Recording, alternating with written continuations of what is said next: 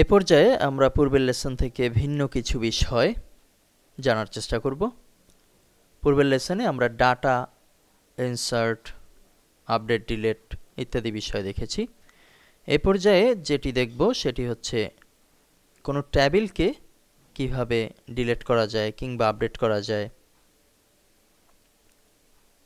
কিংবা কোনো টেবিলের কোনো ফিল্ডকে কিভাবে এডিট করা যায়। যদিও একটি ডাইনামিক ওয়েবসাইটে কোডের মাধ্যমেই সবকিছু করা হয়ে থাকে, তথাপি মাঝে মধ্যেই এই বিষয়গুলো প্রয়োজনীয় হয়ে দাঁড়ায়। ধরুন আমরা এখন চাচ্ছি আমাদের ডাটা টেবিলের যে ফিল্ডগুলো আছে তার একটি ফিল্ডকে আমরা এডিট করব। এখানে আমরা ইমেল ফিল্ড ক্লিক করছি। চেকবক্সে ক্লিক করে আমরা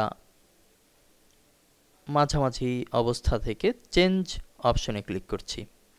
এখন আমাদের সামনে শুধুমাত্র ইমেল ফিল্ডের কিছু তথ্য চলে আসলো, যেগুলো আমরা টেবিল তৈরির সময় দিয়েছি।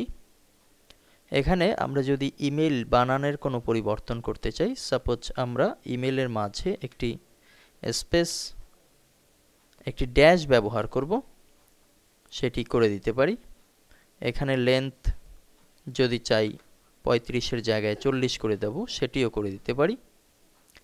টাইপ যদি পরিবর্তন করার প্রয়োজন হতো তাহলে সেটিও সম্ভব। পরবর্তীতে সেভ বাটনে ক্লিক করছি। এখন কিন্তু আমরা ফিল্ডের ঘরে আমাদের পরিবর্তিত অবস্থা দেখতে পাচ্ছি।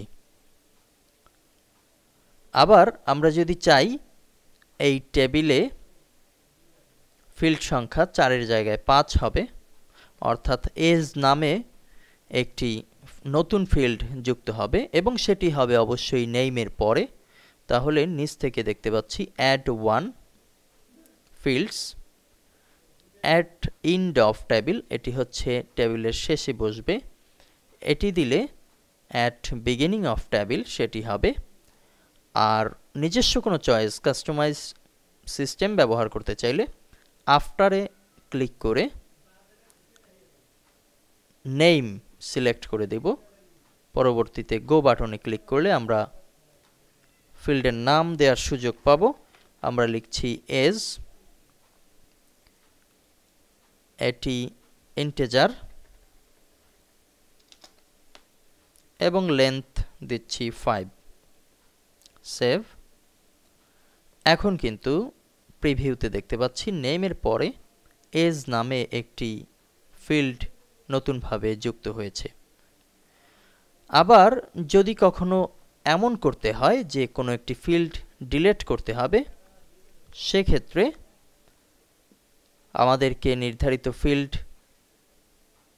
সিলেক্ট করে চেকবক্সে টিক দেওয়ার মাধ্যমে, সাপোজ আমরা চাচ্ছি মোবাইল ফিল্ড ডিলিট হবে কিংবা ইমেল ফিল্ড ডিলিট হবে, যেটি চাবো সেখানে চেকবক্সে ক্লিক করে নিচের মাঝামাঝি অবস্থা থেকে ক্রস যে চিহ্ন দেখতে পাচ্ছি এটি হচ্ছে ড্রপ, সেখানে ক্লিক করব। আমাদের সামনে অ্যালার্ট চলে আসবে, do you really want to, আমরা সত্যিই চাচ্ছি কিনা, আমরা ইয়েস করে দেব।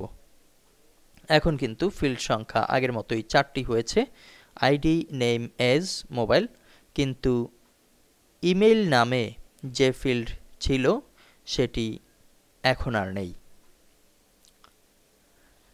সবশেষে আমরা আরও একটি বিষয় গুরুত্বের সাথে বোঝার চেষ্টা করব। যদি কখনো এমন হয় একটি ডেটাবেস থেকে একটি টেবিলকে পুরোপুরি মুছে দিতে হবে, টেবিলে থাকতে পারে হাজার হাজার ডাটা, আমরা যদি একটি ডাটা ডিলিট করতে চাই তাহলে সেটি অনেক সময় সাপেক্ষ ব্যাপার। সেক্ষেত্রে আমরা এক ক্লিক ব্যবহার করে পুরো টেবিলকে ভ্যানিশ করে দিতে পারি। আমরা এই টেবিলটি সিলেক্ট করছি এবং ব্রাউজ বাটনের এই কাতারে আমরা ড্রপ নামে একটি লেখা দেখতে পাচ্ছি।